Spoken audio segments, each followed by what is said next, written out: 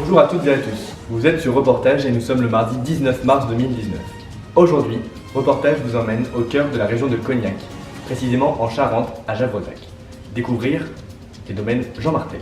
En passant de la prétaille à la taille ou encore au tirage des bois, vous saurez tout sur cet univers qui ne demande qu'à être découvert. Un reportage signé Lucas Morin. Avec ce beau ciel bleu ou encore le chant des oiseaux, nous pourrions croire qu'il n'y a rien à faire dans les vignes à cette époque-là de l'année. Et pourtant, ce n'est pas de tout repos. Les domaines Jean Martel sont composés de 200 hectares de vignes situés dans le cru des Borderies. On trouve dans le vignoble des cépages comme l'Uni blanc, le colombard, la folle blanche. La particularité est que l'on trouve aussi 1 hectare de Monty. Pour les porte-greffes, on trouve en majorité des SO4 pour le pays haut, comme situé à Javrezac, ou encore du Ropestris dans le Pays-Bas. L'âge du vignoble s'étend de la plus jeune vigne possible jusqu'à 35 voire 50 ans. Les types de taille relatifs à l'exploitation sont le guyot double en arcure et attaché à plat. Passons maintenant à la prétaille.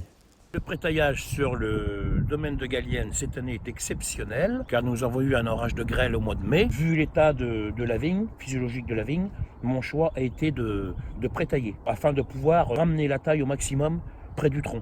Le seul avantage qu'on va pouvoir en tirer, ça va être bien sûr l'attachage qu'on n'aura pas à reproduire, malgré qu'il faudra repenser un petit peu, attacher certaines lattes de 2 ans qui ont été détachées suite au vendange. Par contre après, les inconvénients, on va avoir pas mal de plaies de taille, alors ça qui ne sont pas du tout bénéfiques pour la vigne, et une production bien sûr qui va être moindre, parce que étant donné qu'on fait des tailles à pouces qui sont relativement courtes, donc ça va avoir un impact sur la production.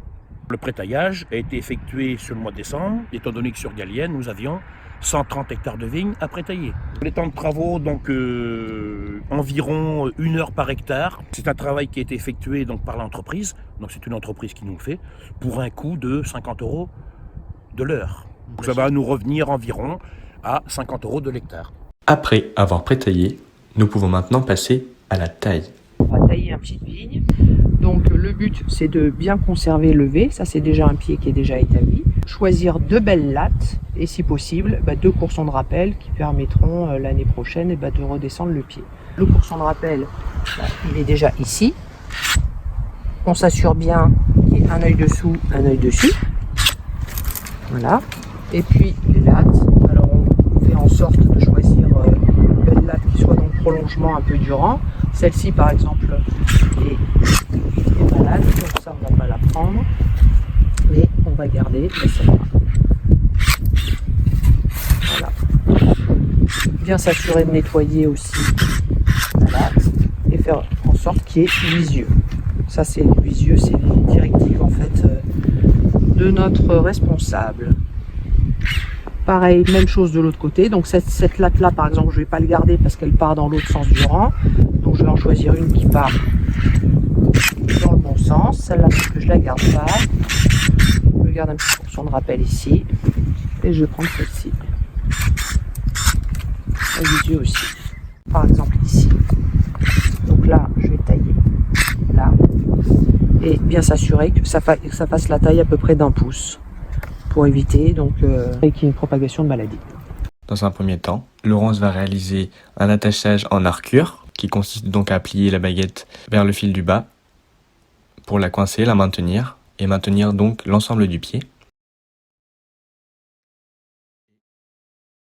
Ce qui se fait aussi sur l'exploitation, c'est l'attachage à plat, comme ceci. Au niveau des temps de travaux, lorsque l'on taille et que l'on tire les bois en même temps, on se situe aux alentours des 35 heures par hectare. On réalise la taille de début décembre jusqu'à fin mars. On utilisera pour tailler un sécateur Infaco Electrocoupe 2015 muni d'un gant coquet pour se protéger les mains lorsque l'on tire les bois et de lunettes de protection pour se protéger les yeux. On pourrait calculer par exemple la charge d'œil qui a été laissée l'année dernière. En prenant ce cep pour exemple, on constate que les yeux de la latte ont tous débourré et qu'en revanche, aucun œil du vieux bois n'a débourré. On aurait donc le calcul suivant. 22 moins 3 qui font 19, que l'on multiplierait par la densité à l'hectare, soit 2996 pieds. Nous aurions comme résultat 56 924. Ce résultat semble approprié puisqu'il ne dépasse pas les limites imposées par l'AOC au niveau des cahiers des charges. En revanche, En prenant ce cep-là pour exemple, on peut constater que 2 yeux du vieux bois ont débourré. Nous aurions donc le calcul suivant. 22 moins 3 plus 2 fois 2996 qui nous donnerait 62 916. On peut donc dire que selon la qualité de la taille qui a été pratiquée l'année passée, et donc en laissant des bourgeons sur le vieux bois qui donc débourrent, on aurait un résultat supérieur à la limite autorisée par le cahier des charges, qui n'est donc pas approprié. Un des problèmes majeurs que l'on peut retrouver en viticulture sont les maladies du bois. Sur l'exploitation, on retrouve 2 maladies du bois principales, l'esca et le typiose. Pour ces 2 maladies, il n'y a pas réellement de méthode de lutte.